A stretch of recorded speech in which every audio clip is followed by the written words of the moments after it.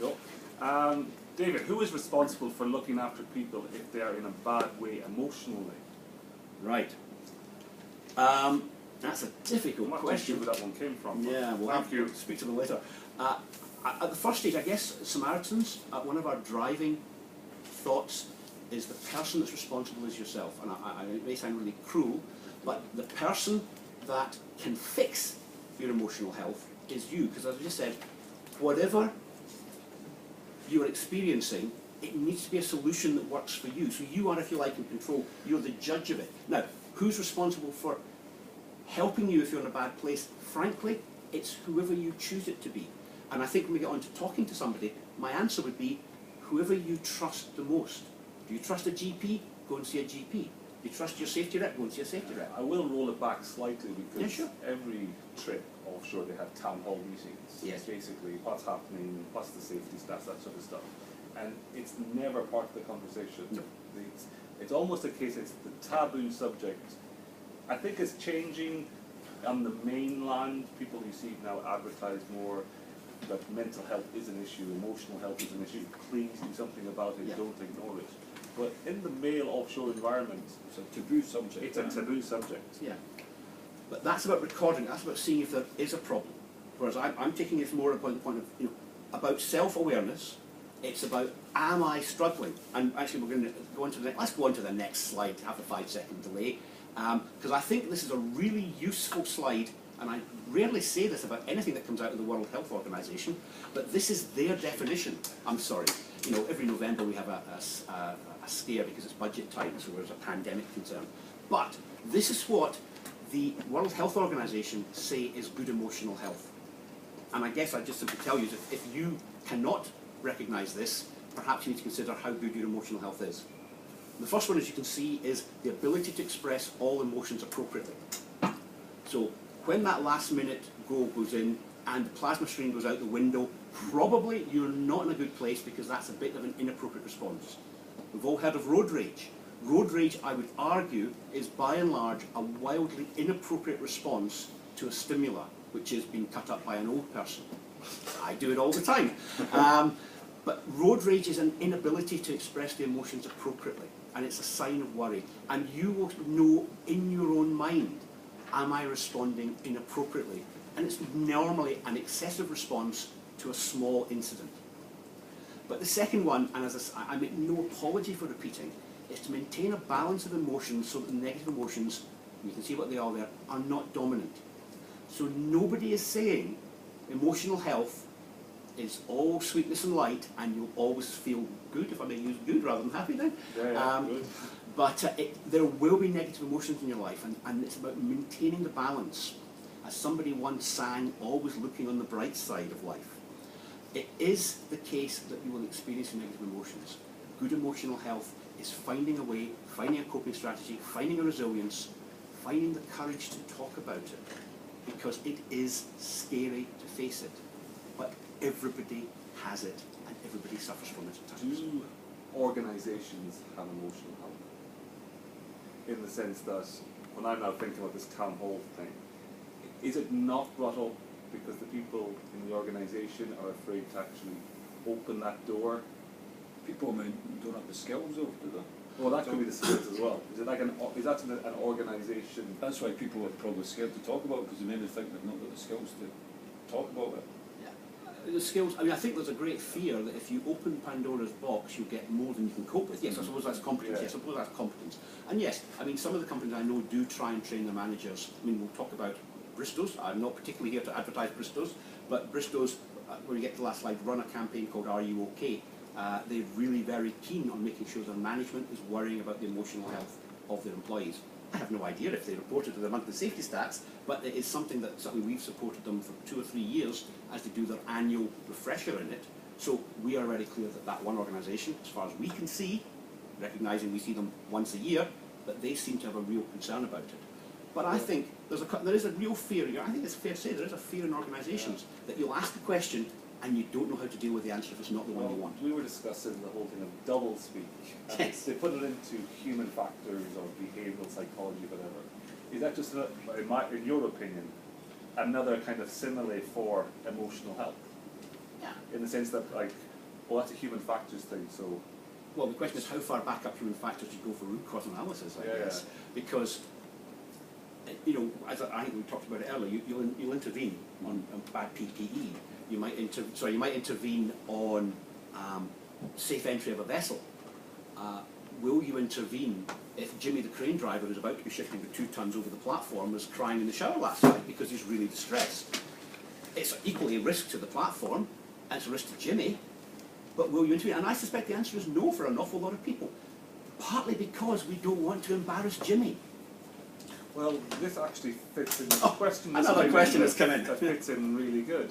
God, We were discussing here things are made easier talking to each other when crews have been together for a long time. Now with the redundancies, people have lost friends who they confide in at times. This shows. So I suppose Jimmy the crane op may well have had a guy who he could have chatted to, and that guy now has been made redundant. Yes. So there's that kind of thing that your support structure has been, well, chopped out, for want of a better word, and replaced with somebody that you don't know. You don't know how they're going to judge you. No. Well, it's that fear of judgment. It is that fear of judgment, and I guess I can't fix it. But what I would say is, if somebody else is there, all right, you're the one person, Jimmy the crane driver, who you talk to, and Jimmy the crane driver is going to probably now embed himself in the rest of this presentation. But okay, you found you could talk to that person. Well, what was it made you feel you could talk to that person? And perhaps what you have to do, and this is what we'd probably say if you spoke to us on the phones, well, is there somebody else who kind of looks like they might be the same that you could talk to? And I say we will come on, there's a slide later on where we'll talk about all the different organisations outside of the immediate offshore environment who you could talk to. Because whilst it is good to be able to talk to somebody who is in the same circumstances as you, what we would say as Samaritans, it is not fundamentally necessary, if you're talking about your emotional health, to speak to somebody who gets the detail. I mean, we have people that speak to us and tell us about all the medications, and I can promise you, once we get past aspirin, whoop, over my head. It doesn't matter, because what I'm talking about is how are they feeling? How is it impacting their lives? What could they do about it? And those things, I don't need to know about the medication details. So what I would say is, don't think, oh, they won't understand the technical detail of my concerns, therefore I won't talk. Flip it in its head. Talking will help, and it might help you see your technical difficulties in a different place. Is that Well, fair saying it? I would also put forward the thing that just by you speaking to somebody, you might actually be helping them. Yes. Because we always assume that it's the centred person, me, that somehow that person isn't got a problem. Yes. And by introducing it, they're like, well, actually, I can actually talk to you about this now. Because who do I've never actually, nobody's ever broached the subject with me. No. And it might be a case that they're broaching the subject to think that they can help that person when in fact it helps themselves. No, absolutely the case. And I guess the nearest thing I could think of to that would be cancer. People don't talk about having cancer. No, it used to be a very big taboo subject. Absolutely, because having cancer was to die. So you don't talk about it. It's rude to talk about people dying. And people still have that to a large extent. And I've had a requirement recently to talk about cancer. And I've discovered in my village I've gone from having nobody in the village that has cancer to about 30 or 40 people who are survivors of cancer. Because once you start talking about it, exactly what you say, you discover other people in the same boat. And It's not going to fix everything exactly, but it certainly helps you get perspective on it's not just you drowning. Do you feel stronger for knowing that these people have been through it, survived it, and Yeah. have told you? Yeah, it helps. Or did you feel better before you knew nothing? No, I it don't helps know. enormously. It Yeah. helps enormously to know. And I think it's helped everybody else because they can now find somebody else. They can talk about something that I don't know if they thought it was shameful or they just felt they couldn't talk about. It wasn't polite. I don't know. And maybe there's even that. People say, well, I mustn't burn, you know, maybe you've got the two problems. I mustn't burn people because Jimmy's got three. No, Jimmy's back Jimmy's again. back. I'll introduce a guy called Mark. Mark will come in shortly. One of the apostle or the But, whatever they were called. We had issues with, not in my current position, where people actually had taken their own lives, and it was as if they'd never existed. yes. Nobody spoke their name, it just never happened. Yeah. Right, because Just didn't, it was the accepted thing to do. It was a case of, you never went back to that position. I don't know, this is 15 years ago, and still looking back now, it was the oddest feeling ever. You went to the funeral, and that was it. It was just like, that whole block of time evaporated into something. Yeah. No, And I think it is a fear, it's a fear thing that if you open up that box, what comes out, what you can put back in. It is worth noting. I mean, but again, similar, so I'm probably going into anecdotes now, but I had one colleague in the industry who had lost a son. And when asked, he always said that he had 3 children, including the dead son, because he said, I had 3 children, one happens to be dead. That's a And fair it was point. such a bizarre conversation, Yeah. but it was a very fair point. Yeah. And I thought, yeah, that's kind of, that's true. Well, that's, And that's a coping strategy. that's a great he coping worked strategy, with. absolutely. He wasn't denying the existence of it. But I guess what it puts in mind is, that was such a rare thing. I thought, oh, it was an odd conversation, partly because it was so unusual. And I think, maybe if you like, one of the problems that we have with emotional health is to start a conversation on emotional health, almost everything sounds unusual because it's rare. And so even forget the judgment, forget the guilt, forget the anguish, forget the afraid, it just sounds odd. And we would say it's not odd, because there's 8 billion people on the planet with emotional health. Well, I know for the offshore side of things, it's odd because you're dealing with blokes, and there's that whole thing about don't show people you're weak. It's you will be judged, or you just won't come across well to your peer group, and that's that original slide you had. Yes. And I think that's the thing where people, if they all just said, you know what, we've all got stuff going on, might have a group hug session or something, but it would be almost like a buddy type thing. That's, because how do you spot somebody who is going down that depressed or less happy? There's a slide coming up later, when we try and do that. But let's... Did you think about this before? No. Well, right, that's the other thing we recognised from the various dry runs. By the time we get to slide 5, we'll probably have covered the whole thing, but we'll keep soldiering through it. But I think the thing I would emphasise to you is protecting your emotional health by talking. It doesn't, I really want to be emphasised, you don't have to talk to anybody on the platform. In fact, it might be you would feel much, much more comfortable talking to somebody who has no connection with your platform. Well, fine, do it. Because the important point is talking, as I say. And I am perfectly happy. I think it's a great thing if you're struggling with your emotional health and you talk to somebody and nobody on the platform knows about it, as a step forward. Absolutely, in my opinion, a step forward. I'd argue that was promoting the taboo.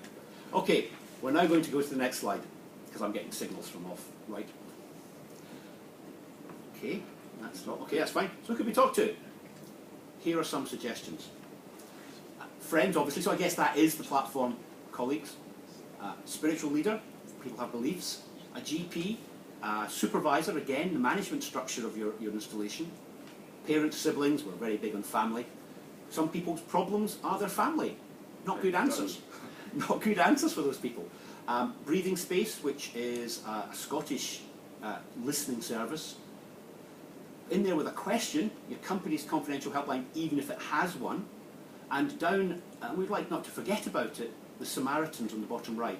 And what I would tell you about the Samaritans against everybody else on there is we will, I think I can promise you this absolutely, be the most confidential.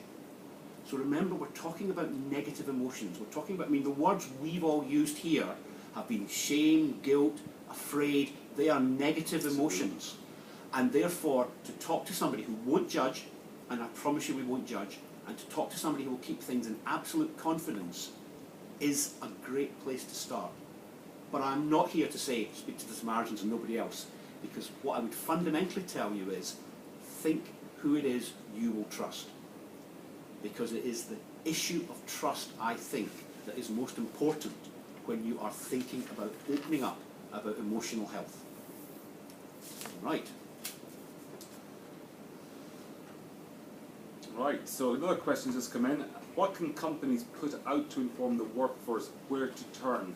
So basically, if you are having an issue, what can your companies, or any companies, or I suppose Step Change for that matter, do to say, look, here is resources that are available for you to go to? I know this list is quite a good list. Yeah, I mean, well, it's this lot. I mean, there is obviously HSE, I believe, has certainly some detail on its website. I'm sure Step Change, if you asked them, would come up with something, or somebody would ring around and give you an answer. And the real I guess the point is, there's probably lots of people. If you were to go on to Google, as you sit on your own in your room at night, and typed in the more